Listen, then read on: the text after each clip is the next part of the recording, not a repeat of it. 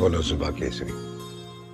विमल में गुलिस्तां की ये कुछ लजीज फरिश्ते जब साथ घुले तो जी ललचाए और दिल कहे कि स्वाद की इस जुबा में खुद को ऐसा डुबाऊं कि निकल ना पाऊं। विमल की जुबान कुछ है ही ऐसी, मानते हैं ना?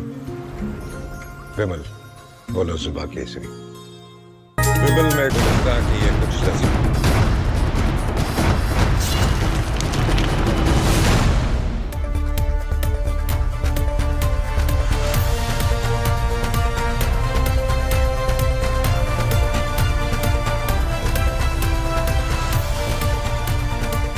नमस्कार, बहुत स्वागत है आपका। आप देख रहे हैं प्रहार, आपके साथ मैं हूं सलोनी श्रीवास्तव अजमेरा। और प्रहार में सबसे पहले बात सनसनीखेज खुलासे की। मालेगांव ब्लास्ट केस में कोर्ट ने आरोपियों को बरी किया और अब सामने आया है कि ये केस सिर्फ एक जांच नहीं थी, ये एक पॉलिटिकल पार्टी का प्रोजेक्ट था, एक नैरेटिव ऑपरेशन जिसमें हिंदू संगठनों को, आरएसएस को और यहां तक कि मोहन भागवत को भी आतंक की शक्ल में पेश करने की तैयारी थी।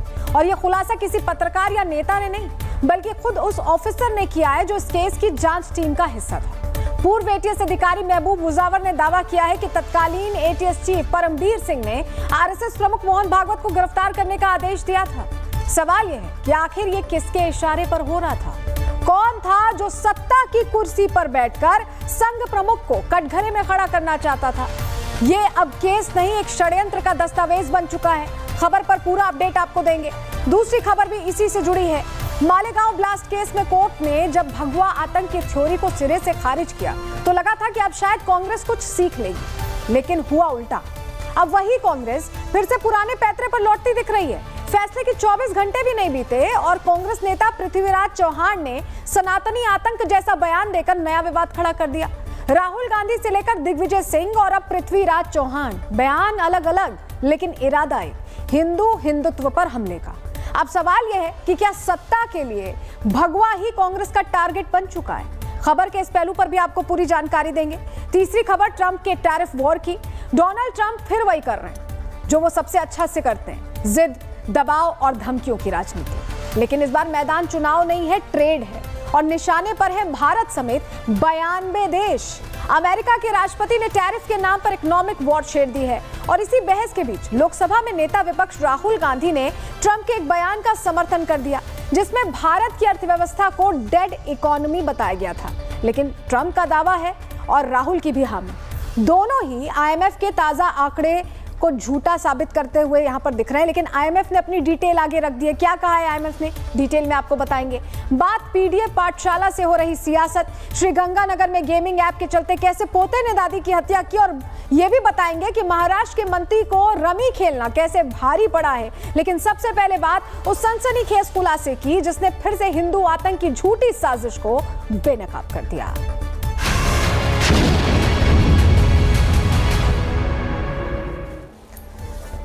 मालेगांव ब्लास्ट केस की जांच सिर्फ सच तलाशने के लिए नहीं, बल्कि एक खास एजेंडे को साबित करने के लिए की जा रही थी। और उस एजेंडे में एक तय किरदार था, हिंदू आतंक। और ये किसी राजनेता का बयान नहीं, एक पूर्व एटीएस अधिकारी का कबूलनामा है। दावा किया जा रहा है कि उन्हें संघ प्रमुख मोहन भागवत को गिरफ्तार करने के सीधे आदेश मिले थे और जब उन्होंने मना किया तो उन्हें ही फंसा दिया गया। यानी ये सिर्फ एक केस की बात नहीं है, ये उस साजिश का हिस्सा था जिसमें भगवा को बदनाम करना तय था। बात इसी की कर रहे हैं हम। सबसे पहले मालेगांव ब्लास्ट केस में पूर्व एटीएस अधिकारी ने दावा क्या किया है, आपको जानकारी ग्राफिक्स के जरिए दे देते हैं। संघ प्रमुख मोहन भागवत को गिरफ्तार करने का आदेश दिया था, ये बोल रहे हो।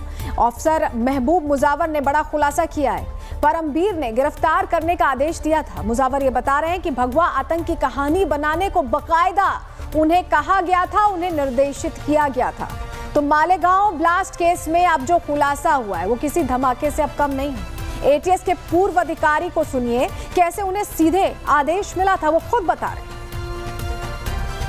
त्यांच्या लक्षात आलं की हे संपूर्ण हकीकत जे काय बेकायदेशीर होती, त्यांच्या म्हणजे परमवीर सिंग व त्यांच्यापेक्षा वरिष्ठ अधिकारी ज्यांनी मला बोलवून घेतलेलं होतं, त्यांचे माझे संबंध अतिशय चांगले होते। असं असताना या गोष्टीला दाबण्यासाठी त्याने माझ्यावर खोटा गुन्हा दाखल केला होता। ही सगळी हकीकत मी इथल्या कोर्टात सांगितली आणि मी निर्दोष होतो। मालेगांव केस में अब खुलासों का विस्फोट हो रहा है। पूर्व एटीएस ऑफिसर ने क्या क्या दावा किया है, जरा डिटेल अब आप जान लीजिए। मोहन भागवत को गिरफ्तार करने के लिए नागपुर उन्हें भेजा गया था।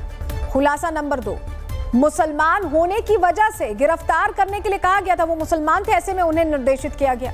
खुलासा नंबर 3, मैंने मोहन भागवत को गिरफ्तार करने से इनकार कर दिया था। उस ऑफिसर ने इनकार किया, उन्होंने बताया। खुलासा नंबर 4, परमवीर ने भगवा आतंक पर अमल ना करने की सजा दी थी। कैसे सजा दी? खुलासा नंबर 5 में समझिए, भागवत को गिरफ्तार ना करने पर निलंबित कर दिया गया था इस ऑफिसर को। खुलासा नंबर 6, परमवीर सिंह के नेतृत्व में 2 गवाहों को मार गिराया गया था। खुलासा नंबर 7, आरोपियों को मारने के बाद चार्जशीट में जिंदा दिखाया गया। देखिए कैसे सब कुछ मनमर्जी से चल रहा था। खुलासा नंबर 8, साध्वी प्रज्ञा, पुरोहित और आरएसएस पर दोष मढ़ने की साजिश थी।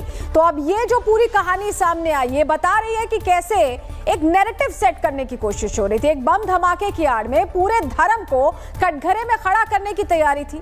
जिस भगवा आतंक की थ्योरी को सालों तक देश की राजनीति का आधार बनाया गया, आज उसी के पर खच्चे उड़ते दिख रहे हैं। मालेगांव केस में निर्दोषों को फंसाने की साजिश तो कोर्ट के फैसले से सामने आ रही है। अब सामने ये भी आ रहा है एक और सच कि कैसे इस पूरी प्लानिंग का मकसद था संघ प्रमुख मोहन भागवत को गिरफ्तार करवाना। और अब जब 17 साल बाद सच सामने आ रहा है तो सवाल सिर्फ इतना नहीं है कि किसने साजिश रची, सवाल ये भी है कि क्यों रची गई और कौन चाहता था कि हिंदू शब्द आतंक से जोड़ दिया जाए।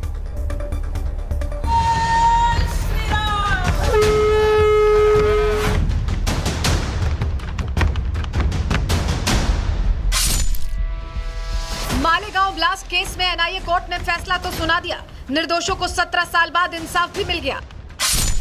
लेकिन अब इसके पीछे के षड्यंत्र की पूरी थ्योरी सामने आ रही है। सामने आ रहा है कि कैसे उस समय की सरकार ने हिंदुओं को बदनाम करने की पूरी तैयारी कर ली थी, कैसे इनके निशाने पर करने का आदेश दिया गया था। आदेश किसी और ने नहीं बल्कि परमवीर सिंह ने दिए थे।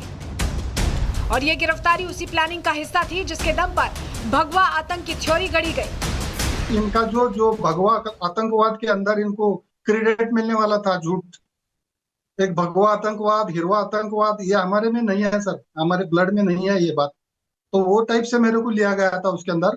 और मोहन भागवत को लाओ ऐसा इनका कहना था, मैं नहीं लाया सर। गया मैं नागपुर को, इंदौर को गया, नागपुर को गया, फिर क्या आया, कर्नाटक में गया।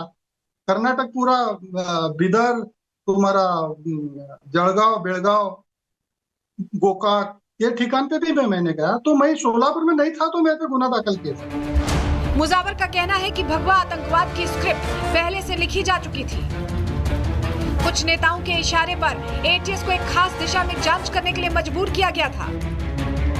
एटीएस को मालेगांव ब्लास्ट केस में भगवा एंगल देने का हुक्म सुनाया गया था। और ये हुक्म कोई और नहीं बल्कि उस वक्त महाराष्ट्र के डीजीपी रहे परमवीर सिंह दे रहे थे। परमवीर सिंह ने न सिर्फ इस केस में हिंदुवादी संगठनों को घसीटने का प्लान तैयार किया था, बल्कि आरएसएस प्रमुख मोहन भागवत को भी गिरफ्तार करने की तैयारी थी। ये पॉलिटिकल तो था ही था, ये सब पूरी बातें मेरे को मालूम है, पॉलिटिकल था। और इनको उस सरकार के वक्त इनको बड़ा ही, इनको बहुत कुछ मिलना था। इनको इनके पोस्टिंग है, इनके बढ़ोतरी है, सब कुछ है। इनका फायदा था उसके अंदर, परमवीर सिंह हो या उसका हायर अथॉरिटी कौन है उनको भी, तो इनका फायदा था, इसलिए वो कर रहे थे।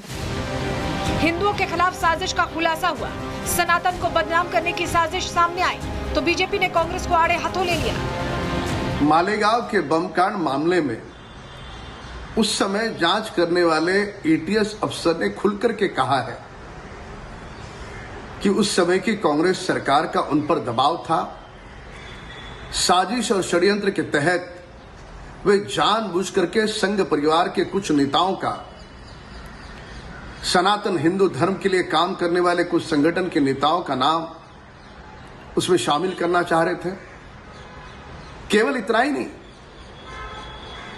पूर्णतः अपना सारा जीवन त्यागपूर्ण और इस राष्ट्र के लिए समर्पित जिनका है, वे वंदनीय पूजनीय सरसंघचालय जी का भी नाम उसमें जानबूझ करके जबरन शामिल किया जाए, इस प्रकार का उन पर दबाव था। कांग्रेस के हिंदू विरोधी, सनातन विरोधी चेहरे का एक और प्रमाण सामने निकल कर आया है। 17 वर्ष बाद जब मालेगांव वर्डिक्ट बाहर आया और पता चला कि हिंदू टेरर, सैफरन टेरर का जो पूरा प्रपंच, प्रोपेगेंडा कांग्रेस ने रचा था, वो फेक था, वो फैब्रिकेटेड था, वो प्लांटेड था, वो हिंदुओं को फंसाने के लिए था, वो इस्लामिक जिहाद पाकिस्तान को क्लीन चिट देने के लिए था, और किस प्रकार से मैनिपुलेशन की गई, अब उसकी पुष्टि करते हुए एक पूर्व ATS ऑफिसर जो कि महबूब मुजावर ने कहा है कि किस प्रकार से मोहन भागवत जी को, मतलब कि RSS को इम्प्लीकेट करने के लिए, अरेस्ट करने के लिए कांग्रेस ने सुपारी दी थी। इतना ही नहीं, ATS के पूर्व अधिकारी के खुलासे के बाद केंद्रीय मंत्री रामदास अठावले ने भी उस वक्त की सरकार पर सवाल उठाया। के अधिकारी ने जो मालेगांव बम ब्लास्ट में जो कुछ लोग हिंदू समाज के पकड़े गए थे और उसमें मोहन भागवत का भी नाम ले लो, इसी तरह का दबाव शायद उस सरकार की तरफ से हो सकता है। लेकिन सवाल तो अब ये है कि आखिर मोहन भागवत की गिरफ्तारी का आदेश परमवीर सिंह को किसने दिया था? कौन भगवा आतंक की थ्योरी को अपने सियासी फायदे के लिए इस्तेमाल करना चाहता था? सवाल ये भी है कि आखिर भगवा आतंकवाद की थ्योरी के पीछे कितने चेहरे हैं? और क्या अब ATS के पूर्व अधिकारी के खुलासे के बाद परमवीर सिंह को भी जांच के दायरे में लाया जाएगा, जिससे इस पूरे खेल का पर्दाफाश हो सके? Bureau report, Republic Bharat. वहीं महाराष्ट्र के मुख्यमंत्री देवेंद्र फडणवीस ने सीधे कांग्रेस पर आरोप लगाया, कहा कि वोट बैंक की राजनीति के लिए हिंदू आतंक की कहानी गढ़ी गई और अब धीरे धीरे परतें खुल रही। ये हिंदू आतंकवाद की पूरी थियरी तैयार की गई, लोगों को अरेस्ट किया गया और हिंदुत्ववादी और राष्ट्रीय स्वयंसेवक संघ के अधिकारी पदाधिकारी, इनको टारगेट करने का ये षड्यंत्र था। लेकिन बहुत जद्दोजहद करने के बावजूद उनके खिलाफ कोई भी पुख्ता सबूत नहीं मिल पाया और कई अधिकारी ऐसे थे कि जिन अधिकारियों ने बहुत प्रेशर आने के बावजूद ये स्पष्ट रूप से कहा कि हम इतना गैर कानूनी काम नहीं कर सकते, ऐसा कोई सबूत दूर दूर तक इनके खिलाफ नहीं है। तो मुझे ये लगता है कि अब परत दर परत ये जो षड्यंत्र है ये बाहर निकल रहा है। इधर असम के मुख्यमंत्री हिमंता बिस्वा शर्मा ने कहा कि इस देश में संघ को बदनाम करने की सबसे घिनौनी साजिश कांग्रेस ने रची थी और इस साजिश की स्क्रिप्ट चिदम्बरम ने लिखी थी। We all know the entire reality of the case was to ultimately arrest the Param Pujaniya Saras Sangh Salak of RSS. The case was basically Congress has conspired to bring Pujaniya Mohan Bhagavat ji in the matter, and that is a known conspiracy. And yesterday the conspiracy has been exposed by the court. Many people are speaking, and I think many more people will speak because this was the worst kind of conspiracy, I'm sure, because the entire plan was to defame RSS, defend the Hindu religion, defame the Hindu society. Today it has stand exposed, and I know that in that period of time many senior Congress leaders were in touch with ATS, and it was conducted by Mr. Chidambaram completely as a political witch hunt. I think after this verdict, my own assessment will be that Chidambaram should now be quizzed, and why he is trying to frame Hindu society with terror. I think people should try to ask those questions from Mr. Chidambaram. वहीं संबित पात्रा ने कांग्रेस को सीधा घेरा, कहा कि गांधी परिवार का agenda संघ को बदनाम करने का था और इसके लिए ATS का इस्तेमाल किया गया। पहले महबूब मुजव्वर जो कि ATS अधिकारी रहे, 2008 में मालेगांव में बॉम्ब ब्लास्ट होने के पश्चात जो जांच समिति गठित की गई थी, उस जांच समिति के एक अहम हिस्से थे। उनके वक्तव्य के विषय में बात करते हैं। आज ही सुबह उन्होंने खुलासा किया है, महबूब जी ने खुलासा किया है कि कि उनके जो उच्च अधिकारी थे, जो वो एटीएस को हेड करते थे और जो सरकार के बड़े लोग थे, उन्होंने बहुत ज्यादा प्रेशर डाला था महबूब जी के ऊपर, एटीएस के ऊपर, कि किसी भी कीमत पर इस भगवा आतंकवाद विमर्श को, इस सैफरन टेरर नैरेटिव को और आगे बढ़ाने के लिए आरएसएस अर्थात राष्ट्रीय स्वयंसेवक संघ के आदरणीय सरसंघ चालक माननीय श्री मोहन भागवत जी को गिरफ्तार करना चाहिए। कानून से ऊपर उठ के ऐसा कोई काम नहीं करूंगा जिससे भारत के संविधान को चोट पहुंचे। और उन्होंने साफ साफ इनकार कर दिया कि मैं संघ के सरसंघ चालक जी को गिरफ्तार नहीं करूंगा, क्योंकि उनका इससे कोई लेना देना नहीं। बदले में महबूब मुजव्वर जी के ऊपर जो अधिकारी थे, जो बड़े अधिकारी थे, उन्होंने कुछ इल्जाम लगाए। Some damning charges were pressed upon this ATS officer mister Mehboob Mujawar, जिसके कारण से उनकी पदोन्नति अर्थात प्रमोशन भी रुक गई। कांग्रेस पार्टी ने एक सुनियोजित ढंग से 17 वर्षों तक सेना, संत, सनातन और संविधान, इनके ऊपर निरंतर आक्रमण किया, मगर सत्यमेव जयते, अंत में सत्य की ही जीत होती है और सत्य की ही जीत हुई।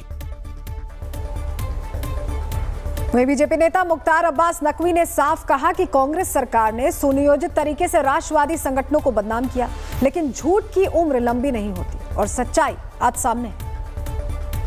बहुत खतरनाक षड्यंत्र और साजिशों के तहत ये किया गया और इसका ठीकरा फोड़ने की कुछ और साजिशें हो रही हैं। और उस वक्त हमने प्रेस कॉन्फ्रेंस करके, अगर जिनको भी वो पुराने आर्काइव में देखेंगे, तो उस वक्त हम लोगों ने कहा था कि एक बहुत ख़तरनाक साजिश है और एक राष्ट्रवादी संगठन को आतंकवादी साबित करने की जो है वो षड्यंत्र चल रहा है, और वो सच्चाई सामने आई।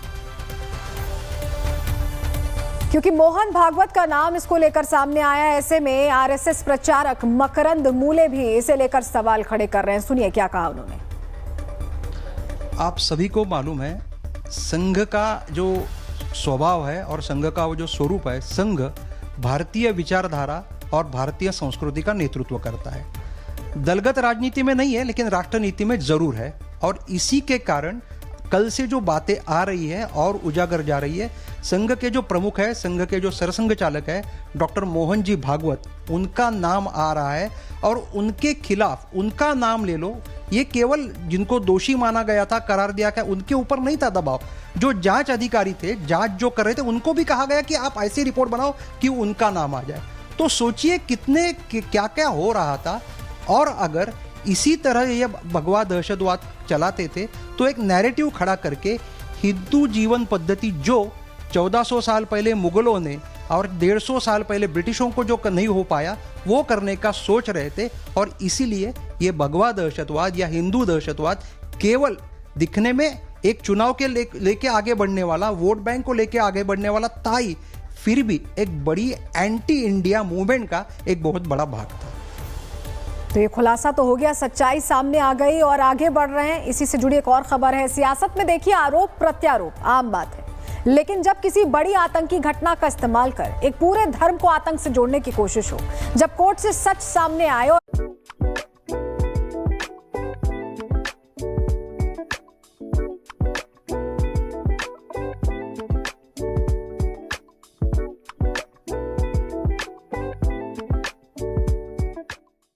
नए शब्द गढ़ रहे हैं। भगवा आतंक, हिंदू आतंक के बाद अब सनातनी आतंक कहकर आग भड़काने की कोशिश हो रही है। कैसे फेल नैरेटिव को फिर से जिंदा करने की कोशिश हो रही है, अब आपको बताने जा रहे हैं। जिन्होंने भगवा आतंक की थ्योरी गढ़ी, वो अब उसे हिंदू आतंक या सनातनी आतंक कहने की सलाह दे रहे हैं। कांग्रेस नेता पृथ्वीराज चौहान ने कहा कि भगवा शब्द का इस्तेमाल ना किया जाए, लेकिन सवाल यह है कि क्या यह बयान उस पुरानी थ्योरी को फिर से जिंदा करने की कोशिश नहीं है तो और क्या?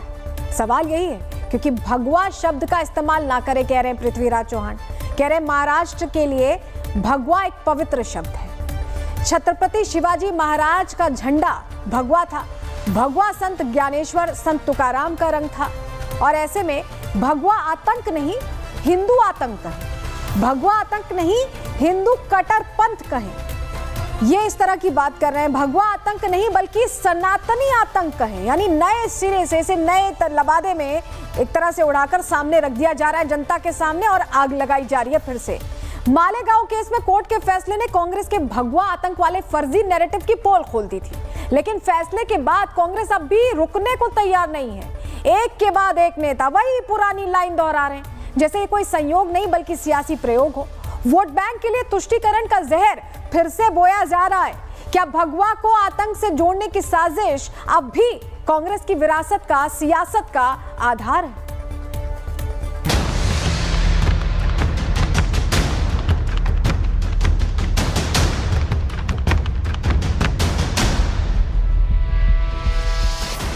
कांग्रेस नेताओं के ये बयान कोई संजोग नहीं बल्कि प्रयोग है तुष्टीकरण के लिए।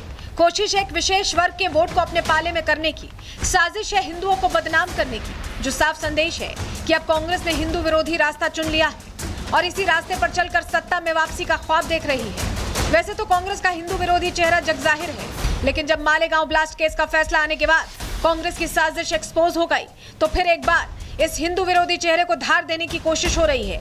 एक बार फिर हिंदू विरोधी बयान दिए जा रहे हैं, एक बार फिर हिंदुओं को बदनाम किया जा रहा है, एक बार फिर हिंदुओं के खिलाफ फेक नैरेटिव गढ़ा जा रहा है, एक बार फिर कांग्रेस के नेता हिंदू विरोधी पिच पर उतरकर बैटिंग कर रहे हैं। भगवा कहना तो गलत है, ये तो सब पॉलिटिकल पार्टीज ने तो अपना लिया है और भगवा नाम दिया है, तो वो गलत है। अगर आपको किसी धर्म का नाम लेना तो हिंदू टेरर कहिए, हिंदू फंडामेंटलिस्ट टेरर कहिए, सनातनी टेरर कहिए, लेकिन भगवा न करिए। तुष्टीकरण की सियासत में पैर जमाने का ये कांग्रेसी पैतरा नया नहीं है। कांग्रेस नेता पहले भी ऐसे ही हिंदू विरोधी राजनीति को हवा देते रहे हैं। पृथ्वीराज चौहान का बयान इसी बात की गवाही है, लेकिन अब बीजेपी आरोप लगा रही है कि कांग्रेस का आधार अब समाप्त हो चुका है। ये वो बहके हुए लोग हैं जिनका आधार भी समाप्त हो चुका है, जिनकी पहचान भी समाप्त हो चुकी है। और खुद इनके नेता राहुल गांधी जी ने कहा है कुछ हमारे वहाँ लंगड़े रेस के घोड़े हैं जो बेकार हो चुके हैं, जो उन्होंने कहा कि हमारे वहाँ कुछ ऐसे हैं जो केवल बारात में नाचने के काम आते हैं। ये इस प्रकार की प्रवृत्ति वाले लोगों को उन्होंने परिभाषित किया है। अब ये दोनों में से कौन कैटेगरी है मुझे पता नहीं, लेकिन ये इनकी जो सनक है वो कहते हैं कि हिंदू सनातन आतंकवाद। अरे सनातन आतंकवाद हो सकता है? सनातन तो चींटी पे पैर के नीचे ना आ जाए उसको इशारा देता है, वो पीपल दिख जाए तो हाथ जोड़कर कहता है ब्रह्मदेव बाबा रक्षा करना, गाय का माता है, शेर भी दिख जाए तो कहता है ये माँ दुर्गा की सवारी है, और नाग दिखाई पड़ जाए तो दूध का कटोरा रख के कहता है हे नाग देवता मेरी रक्षा करना। भगवा और सनातन ये आतंकवादी नहीं हो सकते। इनका आतंकवाद के साथ ना कोई रिश्ता पहले था और ना अब है और ना आगे भी होगा कभी। ये दोनों बहुत पवित्र शब्द हैं और आतंकवाद जो है बहुत ही नापाक शब्द है। इतना ही नहीं, बीजेपी नेताओं का आरोप है कि कांग्रेस ने हमेशा से ही हिंदुओं को बदनाम करने की साजिश रची है, जिस पर कल हाईकोर्ट के फैसले ने ऐतिहासिक तमाचा लगाया है। कांग्रेस पार्टी के द्वारा जो कुचक रचने का कार्य किया गया, षड्यंत्र करने का कार्य किया गया, हिंदुओं को फंसाने का कार्य किया गया, सेफरान टेरर, हिंदू आतंकवादी, ऐसे शब्दों को गढ़ने का कार्य किया गया।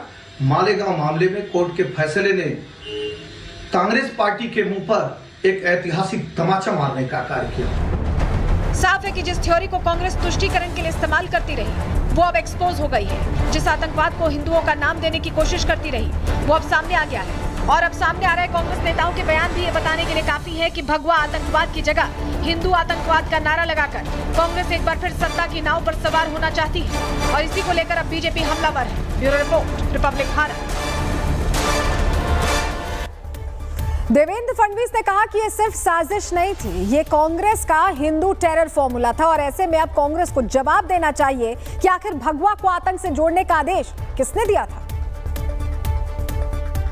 ये जो 2008 का षड्यंत्र है ये सभी के सामने अब खुल चुका है, और उस समय की जो सरकार है, इस सरकार ने वोट की राजनीति के लिए हिंदू टेरर और भगवा आतंकवाद ये शब्द तैयार किए थे। आपको वो समय पता होगा कि जिस समय पूरी दुनिया में बहुत बड़े पैमाने पर आतंकवादी घटनाएं हो रही थी और एक प्रकार से इस्लामिक आतंकवाद ये दुनिया में चर्चा का विषय था और उसके चलते हमको जो वोट देने वाले लोग हैं इनमें गुस्सा निर्माण न हो या उनको ये लगे कि हम बैलेंस करते हैं, इसलिए ये हिंदू आतंकवाद की पूरी थियरी तैयार की गई। वहीं उज्जवल निकल ने सीधा आरोप लगाया कि हिंदू आतंकवाद की थ्योरी कांग्रेस की राजनीति का सबसे निंदनीय अध्याय है। देखिए, हमारे संविधान के अनुसार हर कोई एग्रीव पार्टी को पूरा अधिकार है कि कोई भी निचली अदालत का फाइंडिंग चैलेंज करेगा। हम उससे कोई डाउट नहीं है, कर सकते हो। लेकिन सवाल ये है कि जिस प्रकार माहौल क्रिएट किया गया, क्या वो माहौल सही था? पहली बार हमारे देश में एक पॉलिटिकल पार्टी यानी कांग्रेस ने ये काम किया कि किस तरह से धर्म के आधार पर लोगों में बंटवारा हो। मुझे लगता है कि ये बहुत गलत किया और जो एक भगवा आतंकवाद कह के है, कोई आतंकवादी के, मैंने कई आतंकवादी के खिलाफ मामले चलाए, कोई आतंकवादी को कास्ट रहता नहीं, रेस रहता नहीं, रिलीजन रहता नहीं, सिर्फ टेररिस्ट काम करना, इतना ही उनका मकसद रहता। फिर क्यों ऐसी राजनीति ये मालेगांव ब्लास्ट में की गई? मुझे दुख इस बात का है, क्या हमारे कांग्रेस भाइयों ने ये नहीं सोचा था कि इस प्रकार अगर हम माहौल ना करेंगे तो क्या होगा? मैं खुद भी पीड़ित हूं। देखिए, साल बदलते गए लेकिन कांग्रेस की जुबान नहीं बदली। कांग्रेस की राजनीति हिंदुओं से टकराने की जिद पर टिकी। ये नफरत पुरानी है। ग्राफिक्स के जरिए आपको ऐसे ही कुछ बयान बताते हैं जो पहले कांग्रेस नेता दे चुके हैं। 2010 में पी चिदंबरम, उन्होंने कहा कि भगवा आतंक एक नया खतरा है। 2013 में सुशील कुमार शिंदे, उन्होंने कहा कि आरएसएस और बीजेपी कैंप में हिंदू आतंक को बढ़ावा दे रहे हैं। 2013 में दिग्विजय सिंह मैदान में आए और कहा कि आरएसएस बम फैक्ट्री चलाकर आतंक फैलाती। 2024 में राहुल गांधी ने कहा कि अपने आप को हिंदू कहने वाले हिंसा और नफरत फैलाते हैं, लेकिन ये सभी नेता हिंदू थे, उसके बावजूद हिंदू विरोधी बोल इनकी तरफ से देखे गए। जिस रंग से संतों की परंपरा जुड़ी है, जिसे बलिदान और आस्था का प्रतीक माना जाता है, अगर उसी को आतंक से जोड़ने की कोशिश हो तो सवाल सिर्फ राजनीति का नहीं होता है, श्रद्धा के अपमान का भी होता है। और अब जब सच सामने आ रहा है तो स्वर सिर्फ सियासत के नहीं, सनातन के भी उठने लगे। सुनिए संत क्या कह रहे हैं इस पर। भगवा का अपमान हिंदुस्तान सहन नहीं कर सकता है। कांग्रेस को हिंदुस्तान से माफी मांगना चाहिए। जिस तरह कांग्रेस ने छल से, कपट से भगवा को बदनाम करने में लगा हुआ था, अब वह कांग्रेस को सभी सनातनियों से माफी मांगना चाहिए। कांग्रेस नेता के बयान पर अब समाजवादी पार्टी के समर्थन के स्वर भी सामने आने लगे। रामगोपाल यादव उनके पक्ष में बोलते नजर आए। देखिए, ये जो चीजें हैं सब कोई यूनिवर्सल ट्रुथ नहीं है कि इतनी बड़ी आबादी में कह दे कोई है नहीं। लिंचिंग क्या है? What is lynching? लोगों को जबरदस्ती मार देना, गाय लिए जा रहे हैं, ट्रक में जा रहा है, ये भी नहीं देख रहे हैं कौन है, उनकी हत्याएं कर दी जाएं, इसको आतंकवाद नहीं कह सकते। अब वो कौन लोग थे? तो इस तरह की बात तो कोई बेमानी है, कोई मतलब नहीं। तो कांग्रेस के लिए सनातनी आतंकी शब्द है, हिंदू आतंकवाद शब्द है और कांग्रेस सुधर नहीं रही है और साथ इंडी गठबंधन भी चलता दिखाई दे रहा है। इस पर किस तरह से जनता अब रिएक्ट करती है देखने वाली बात होगी। आगे बढ़ रहे हैं, अगली खबर की अब बात करते हैं। देश में बच्चों को स्कूल लाने के लिए दशकों से कोशिश होती रही है। कभी स्कूल चले हम से उम्मीद बनती है, तो कभी पढ़ेगा इंडिया, बढ़ेगा इंडिया जैसे नारे गूंजते हैं। लेकिन अब उत्तर प्रदेश में स्कूलों के मर्जर के नाम पर एक नई सियासी पाठशाला खुल गई है। नाम है पीडीए पाठशाला। कैसे अब पाठशाला का भी राजनीति के लिए इस्तेमाल हो रहा है, आपको बताने जा रहे हैं। लेकिन पहले तस्वीर दिखा देते हैं आपको। ये तस्वीर जो आप देख रहे हैं, ये सहारनपुर से सामने आई है, जहां समाजवादी पार्टी ने बाकायदा क्लास शुरू कर दी है। और अब वहां बच्चों को ए फॉर एप्पल नहीं, ए फॉर अखिलेश और डी फॉर डिंपल पढ़ाया जा रहा है। ये वही पीडीए है जिसे अखिलेश यादव ने लोकसभा चुनाव में प्रचार का हथियार बनाया था। अब उसे बच्चों की स्लेट पर कैसे उतारा गया है, ये आप तस्वीर में देख रहे हैं। ये सहारनपुर की तस्वीर है। तो सोचिए हमने सबने बचपन में ए फॉर एप्पल पढ़ा, लेकिन यहाँ पर तो ए फॉर अखिलेश पढ़ाया जा रहा है, डी फॉर डिंपल पढ़ाया जा रहा है। सुनकर भी हैरानी हो रही होगी आपको, लेकिन ऐसा हो रहा है। समाजवादी पार्टी अब बच्चों के कोरे दिमाग को अपने राजनीतिक एजेंडे की किताब से रंग रही है। यूपी में स्कूल मर्जर के बहाने सियासत हो रही है। पीडीए पाठशाला के नाम पर बच्चों के भविष्य को वोट बैंक का हथियार बनाया जा रहा है। यानी बच्चों के भविष्य को पॉलिटिकल एजेंडा बनाने से सपा पीछे नहीं हट रही है।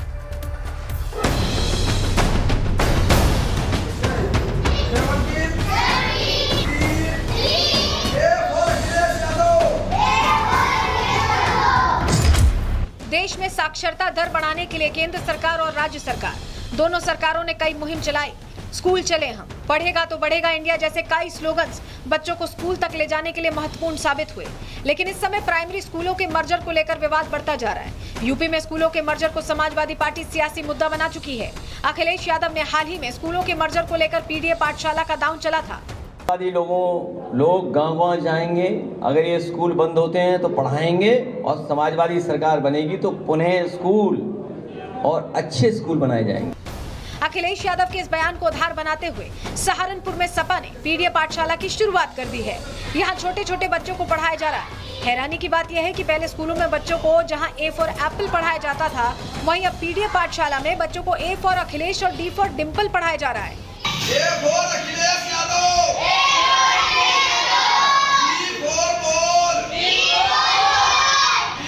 पीडीए पाठशाला को लेकर सपा नेताओं से बात की गई तो उन्होंने अखिलेश यादव के पुराने बयान की याद दिलाई। सपा नेता फरहाद आलम ने साफ कहा कि जहां जहां सरकारी स्कूल बंद करेंगी वहां वहां सपा की तरफ से पीडीए पाठशाला खोली जाएगी, जिससे पीडीए समाज के बच्चों को शिक्षा के अधिकार से वंचित न किया जा सके। माननीय अखिलेश यादव जी ने आह्वान किया है कि उत्तर प्रदेश की सरकार जहाँ जहाँ भी स्कूल बंद करने का काम करेगी, वहीं पीडीए पाठशाला लगाकर इन बच्चों को शिक्षा देने का काम करेंगे। जिस तरह से भारतीय जनता पार्टी इन बच्चों से शिक्षा का अधिकार छीनने का काम कर रही है, जिस तरह पीडीए परिवार से पहले नौकरी छीनने का काम किया, जिस तरह पीडीए परिवार से आरक्षण छीनने का काम किया, जिस तरह से पीडीए परिवार के बच्चे शिक्षा छीनने का काम कर रहे हैं, तो ये पीडीए परिवार के बच्चों की शिक्षा जो है वो कंटिन्यू रहेगी। जहाँ स्कूल बंद होंगे वहीं पे पीडीए पाठशाला खोली जाएंगी और इन बच्चों को पढ़ाया जाएगा। पीडीए पाठशाला में ए फॉर अखिलेश पढ़ाए जाने को लेकर भी सपा नेता से सवाल किया गया। इस सवाल के जवाब में फरहाद आलम ने कहा कि वो पीडीए की पाठशाला में बच्चों को अपने नेताओं के बारे में भी बताएंगे। जब स्कूल पढ़ते थे तमाम नेताओं के नाम आते थे, तमाम नेताओं के सिलेबस होते थे। आज पीडीए परिवार के बच्चों को हम नहीं बताएं कि हमारे नेता कौन है, हमारे अनुयायी कौन है, हमारे बड़े बुजुर्ग कौन है, तो कौन बताएगा? क्या वो जो संगीत सोच के लोग वो बताएंगे? यूपी में स्कूलों के मर्जर को एक तरफ जहां समाजवादी पार्टी चुनावी मुद्दा बना रही है, जगह जगह पीडीए पाठशाला खोल रही है, तो वहीं सरकार भी अब स्कूलों के मर्जर को लेकर विचार विमर्श कर रही है। लेकिन देखना यह है कि सपा का पीडीए पाठशाला वाला फॉर्मूला कितना सफल होता है। Bureau report, Republic Bharat. वहीं यूपी शिक्षा मंत्री संदीप सिंह स्कूल सियासत पर कह रहे हैं कि यूपी में 1 किलोमीटर की दूरी और 50 छात्र वाले स्कूल के मर्जर नहीं होंगे और जिन स्कूलों में 50 से कम छात्र हैं वहां अब बाल वाटिका चलेगी। यानी शिक्षा को लेकर जो भ्रम फैलाया जा रहा है उस पर सरकार ने फुल स्टॉप लगाया है। संदीप सिंह हमारे साथ हैं। सर, आज आपने बड़ा निर्णय लिया भी है और सुनाया भी है। ये विद्यालय मर्जर को लेकर के क्या फैसले लिए गए? देखिए, विद्यालय मर्जर की प्रक्रिया पिछले लगभग 1 माह से इसको हम सब लोग चला रहे हैं और मर्जर का जो निर्णय लिया गया इसका लेकर के दुष्प्रचार बहुत ज़्यादा किया गया। मैं आपके माध्यम से बताना चाहता हूं, जैसा कि इसको आज प्रेस कॉन्फ्रेंस के माध्यम से भी स्पष्ट किया गया है, मर्जर का निर्णय पूरी तरह से सरकार ने छात्रों के हित के लिए लिया है। उन विद्यालयों को जहाँ पे बच्चों की संख्या 50 से कम है, उन विद्यालयों को मर्ज करके सबसे पास के 1 किलोमीटर की अवधि के अंदर मैक्सिमम 1 किलोमीटर तक ही विद्यालय की दूरी होगी, जहां पे विद्यालयों को मर्ज करके अधिक छात्रों की संख्या और अधिक शिक्षकों की संख्या वाले विद्यालयों को हम सब लोग संचालित करेंगे। तो चुनाव तो 27 में है, लेकिन देखिए अब दांव अभी से चल दिया गया है। यानी अखिलेश अभी से अपनी पीडीए वाली राजनीति में जुट गए हैं। क्या असर होता है, जनता वैसे समझदार है, सब समझती है। आगे बढ़ रहे हैं, बात अब टैरिफ बम भी करते हैं। डोनाल्ड ट्रंप ने भारत की अर्थव्यवस्था पर हमला बोला, कहा कि India is a dead economy और संसद के अंदर राहुल गांधी ने तुरंत इस पर ताल ठोक दी। राहुल ने ट्रंप के बयान का समर्थन करते हुए कहा कि ट्रंप ने जो कहा वो देश की सच्चाई है। इधर आईएमएफ कह रहा है कि भारत दुनिया की सबसे तेज बढ़ती अर्थव्यवस्था है, लेकिन विपक्ष ट्रंप के बयान को अपने सियासी एजेंडे के लिए इस्तेमाल कर रहा है। ट्रंप की टैरिफ पॉलिटिक्स से इंटरनेशनल ट्रेड वॉर छिड़ गई, तो भारत के अंदर विपक्ष के बयानों से पॉलिटिकल वॉर शुरू हुई है कैसे, अब आपको बताने जा रहे हैं। ट्रंप ने भारत पर टैरिफ का बम गिराया, लेकिन भारत भी अब पलटवार के लिए तैयार है। 7 अगस्त से बताया जा रहा है कि 25% टैरिफ लागू होगा। जानकारी आपको डिटेल में देते हैं ग्राफिक्स के जरिए।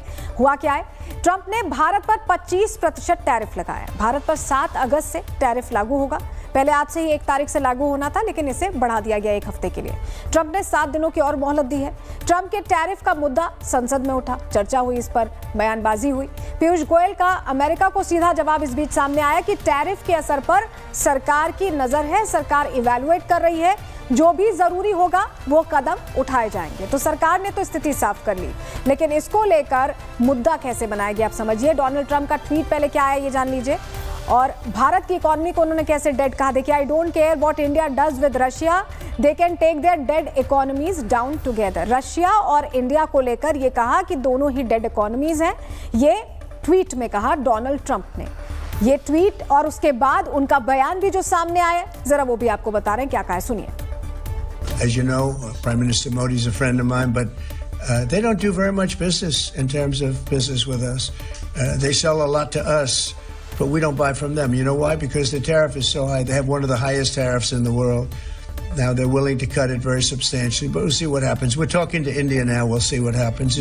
It doesn't matter too much whether we have a deal or whether we charge them a certain tariff, but you'll know at the end of this week. देखिए, ट्रंप का तो बयान आया, लेकिन हैरानी तब हुई जब राहुल गांधी ने उसी ट्रंप के सुर में सुर मिलाया। सवाल यह है कि जब देश की साख पर ट्रंप सवाल उठा रहे हैं, तो विपक्ष उनके साथ क्यों खड़ा हो गया? क्या अब राहुल गांधी के लिए भारत से बड़े ट्रंप हो गए? सवाल यही है। आपको ये मालूम नहीं है कि इंडियन इकोनॉमी डेड इकोनॉमी है? कोई कंफ्यूजन है आप में?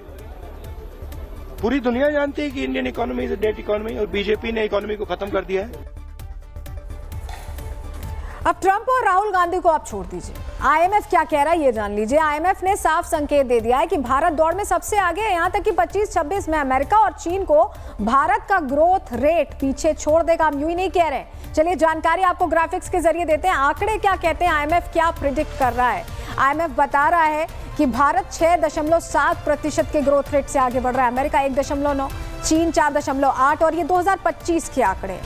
लेकिन 2026 को लेकर जो प्रेडिक्शन है उसमें भी भारत को बढ़ोतरी दी जा रही है। देखिए, भारत 6.5%, अमेरिका 2%, चीन 4.8%। तो जो अमेरिका भारत को डेड इकोनॉमी कह रहा है, वो आईएमएफ के आंकड़ों से नहीं लग रहा है, क्योंकि भारत को सबसे तेजी से ग्रोथ दे रहा है आईएमएफ, और बाकायदा अमेरिका और चीन भी पीछे है। तो एक तरफ तो डोनाल्ड ट्रंप हैं जो भारत की इकोनॉमी को डेड बता रहे हैं, दूसरी तरफ राहुल गांधी हैं जो ट्रंप की बात को सही ठहरा रहे हैं। लेकिन सवाल यह है कि क्या राहुल को आईएमएफ के आंकड़े नहीं दिखते हैं, या जानबूझकर वो नजरअंदाज कर दे रहे हैं, जब खुद उनके और सोनिया गांधी के एसेट्स पिछले 10 सालों में कई गुना बढ़ गए हैं। जी हाँ, उनके एसेट्स 10 गुना बढ़ गए कई सालों में। तो फिर ऐसे में वो भारत की इकोनॉमी को डेड कैसे कह सकते हैं? डिटेल में आपको समझाते हैं रिपोर्ट के जरिए।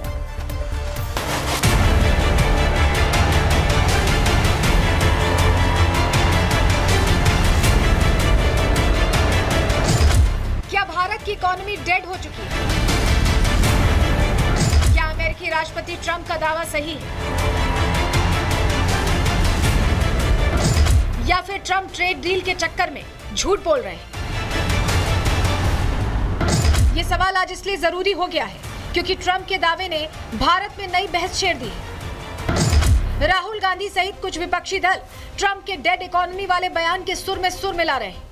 ऐसा लग रहा है कि अब कांग्रेस सहित इन विपक्षी दलों को सरकार से ज्यादा ट्रंप के बयान पर भरोसा है, जबकि आईएमएफ के आंकड़े सीधे तौर पर भारत का ग्रोथ रेट अगले साल भी 6.5 रहने का अनुमान लगा रहे हैं। इसके बावजूद कांग्रेस सहित कुछ विपक्षी नेता आईएमएफ के आंकड़े देखकर शुतुरमुर्ग की तरफ अपनी गर्दन जमीन में गाड़कर सच्चाई से मुंह मोड़ लेते हैं।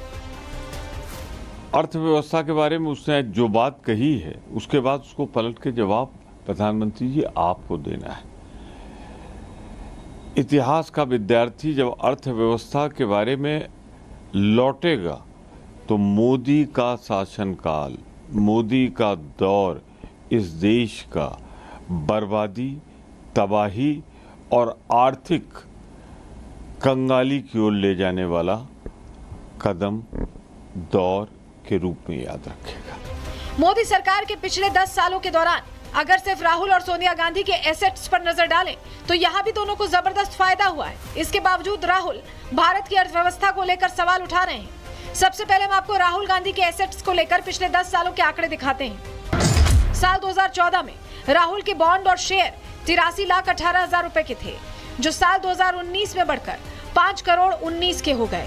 साल 2024 में यही बॉन्ड और शेयर बढ़कर 8,32 लाख के हो गए। यानी सिर्फ 10 सालों में राहुल को 7 करोड़ से ज्यादा का फायदा हुआ। लेकिन इसके बावजूद राहुल ट्रंप के सुर में सुर मिला रहे हैं। जो भारत विरोधी मोगाम्बो है उसको खुश करने का कोई भी मौका जो है वो चूकना नहीं चाहते। वो हर वो बात करेंगे जिससे भारत विरोधी मोगाम्बो जो है वो खुश हो। अब आपको सोनिया गांधी के एसेट्स के आंकड़े दिखाते हैं। साल 2014 में सोनिया गांधी के बॉन्ड और शेयर लगभग 94 लाख के थे, जो साल 2019 में बढ़कर 2,75,00,000 के हो गए। साल 2024 में यही बॉन्ड और शेयर बढ़कर 4,18,00,000 के हो गए। यानी सिर्फ 10 सालों में सोनिया गांधी को 3 करोड़ से ज्यादा का फायदा हुआ। अगर भारत की इकोनॉमी डेड होती तो क्या राहुल और सोनिया गांधी दोनों को इतना जबरदस्त फायदा होता? ये वो लोग हैं जो खाते देश की हैं और पूजते विदेश को है। इनको अपने देश के प्रधानमंत्री की बातों पर विश्वास नहीं है।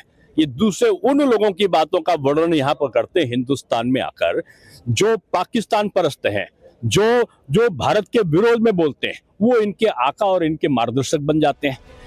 ट्रंप की डेड इकोनॉमी वाले बयान पर शिवसेना उद्धव गुट ने सवाल उठाया है। भारत की टॉप 5 अर्थव्यवस्था को डेड इकोनॉमी कहने पर प्रियंका चतुर्वेदी ने ट्रंप को अहंकारी और अज्ञानी कहा है। लेकिन सवाल यह है कि क्या शिवसेना उद्धव गुट के साथ ही कांग्रेस सहित कुछ विपक्षी दलों को यह आंकड़ा दिखाई नहीं देता? राहुल और सोनिया गांधी के एसेट्स में पिछले 10 साल की बढ़ोतरी से साफ है कि भारत की इकोनॉमी पिछले 10 सालों से दुनिया की सबसे तेजी से बढ़ती अर्थव्यवस्था है। लेकिन इसके बावजूद राहुल गांधी ट्रंप के सुर में सुर मिला रहे हैं, जबकि राहुल गांधी अच्छे से जानते हैं कि ट्रंप भारत पर दबाव बनाने के लिए ऐसी खोखली बयानबाजी कर रहे हैं। अब सवाल यह है कि क्या राहुल गांधी जानबूझकर ट्रंप के सुर में सुर मिला रहे हैं? आखिर क्यों राहुल गांधी हर बार देश विरोधी बातों का समर्थन करते हैं? क्या राहुल सत्ता पाने के लिए किसी भी हद तक जा सकते हैं? Bureau report, Republic Bharat.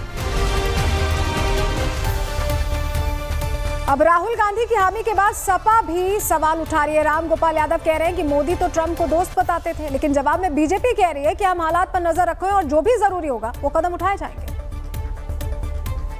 Hindustan my friend Trump करते ही रहे और ट्रंप ने सबसे बड़ा डंडा हमारे ऊपर चला दिया।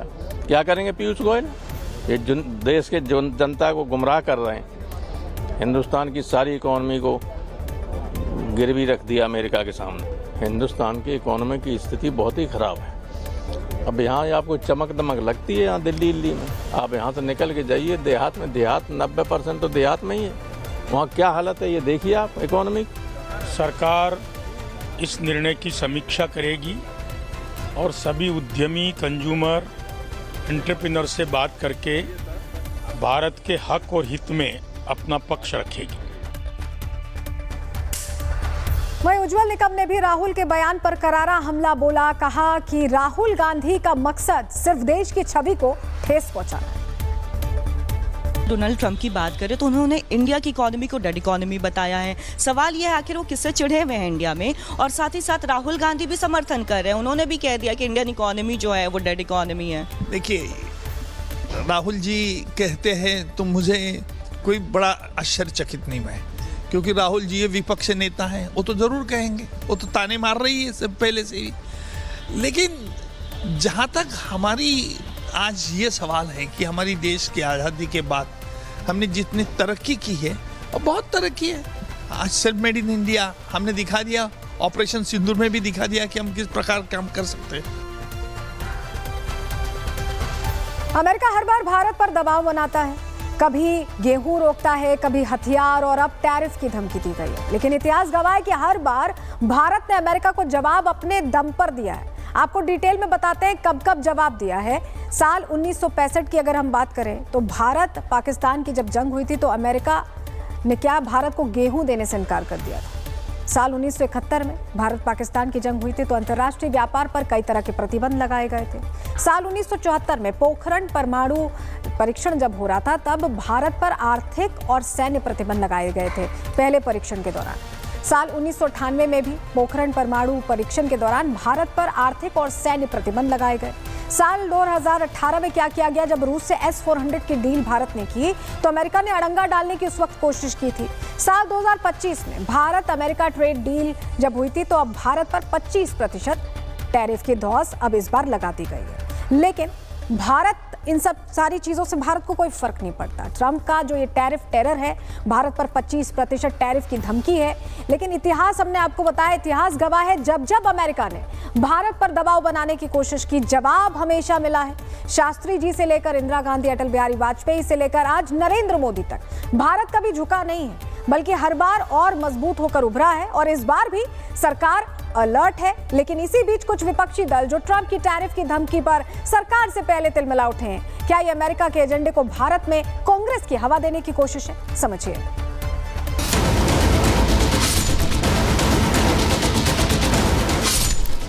अमेरिका के राष्ट्रपति डोनाल्ड ट्रंप जिस तरह से भारत पर 25% टैरिफ की धौंस दिखा रहे थे, वो पहली बार नहीं है। इससे पहले भी अमेरिका कई बार भारत को धौंस दिखाने की कोशिश कर चुका है, लेकिन भारत अमेरिका के सामने कभी भी झुका नहीं। लाल बहादुर शास्त्री, इंदिरा और अटल बिहारी वाजपेयी के शासनकाल में भी अमेरिका ने दादागिरी की पूरी कोशिश की, अलग अलग तरह के प्रतिबंध लगाए, लेकिन भारत कभी अमेरिका के दबाव में नहीं आया।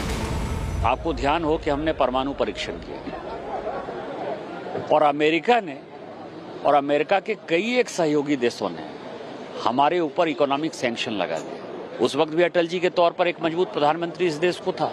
आज तो उनसे भी ज्यादा जो है मोदी जी मजबूत प्रधानमंत्री हैं। अरे ये मोदी जी की सरकार है, हम मजबूत हैं, 140 करोड़ लोगों के सामर्थ्य पर हमें भरोसा है।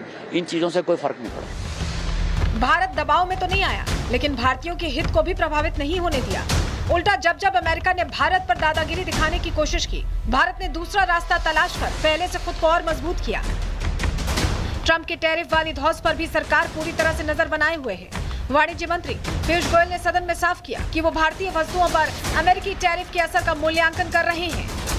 सरकार हालिया घटनाक्रम से होने वाले प्रभावों का परीक्षण कर रही है। वाणिज्य एवं उद्योग मंत्रालय निर्यातकों और उद्योग सहित सभी हितधारकों से संवाद कर इस विषय पर उनके आकलन की जानकारी ले रहा है। हम अपने राष्ट्रीय हितों को सुरक्षित करने और आगे बढ़ाने के लिए सभी आवश्यक कदम उठाएंगे। अमेरिका की टैरिफ को लेकर कुछ विपक्षी दल गुमराह करने की कोशिश भी कर रहे हैं, जिन्हें बीजेपी की तरफ से जवाब भी दिया जा रहा है। ट्रंप की बात आती है, टैरिफ की बात आती है, मोदी जी के द्वारा उनकी तारीफ की बात आती है, तो मोदी जी तारीफ पे तारीफ कर रहे हैं, वो टैरिफ पे टैरिफ लगा रहे हैं। हमारे जो शत्रु देश है, हमारे बगल के पाकिस्तान पे, उन्होंने 19% लगाया। और सबसे बड़ी बात है, हमने 18% जो हम एक्सपोर्ट करते हैं अमेरिका को, उस पर बहुत बड़ा हमारा जो प्रभाव पड़ेगा। राहुल जी के पास अपना स्रोत तो है नहीं। वो दुनिया में जो भी भारत का विरोधी हो जाता है, भारत के विरोध में बोलता है, वो उनका अपना हो जाता है और उसका वो वक्तव्य ले लेते। अपने देश के प्रधानमंत्री का वक्तव्य नहीं लेते हो क्या? अपने देश के अर्थशास्त्रियों का वक्तव्य आप क्यों नहीं लेते हो?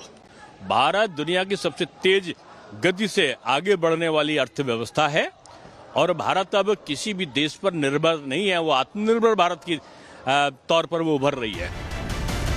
अमेरिका के एजेंडे को आज कांग्रेस सहित विपक्षी दल भले ही आगे बढ़ाने की कोशिश कर रहे हैं, लेकिन कभी कांग्रेस के नेता भी अमेरिका की दादागिरी के शिकार हुए थे। उस समय देश के विपक्षी दलों ने सभी सरकारों के साथ कंधे से कंधा मिलाकर अमेरिका को एकजुटता का संदेश दिया था। शायद आज की कांग्रेस उस दौर को भूल चुकी है। अब देखना यह है कि अमेरिका कब तक भारत से मुंह की खाता रहेगा। Bureau report, Republic Bharat. तो चाहे डोनाल्ड ट्रंप कुछ भी कहते रहें, देखिए भारत का जो ग्रोथ रेट है वो तगड़ा है। हमारी विपक्षी पार्टियां भी समझ जाएं, देश के साथ कंधे से कंधा मिलाकर चले, विदेशियों की भाषा ना बोलें तो ज्यादा बेहतर है। इसी के साथ आज के लिए प्रहार में इतना ही। कल फिर हाजिर होंगे डिटेल रिपोर्ट के साथ। तब तक के लिए दीजिए इजाजत। नमस्कार।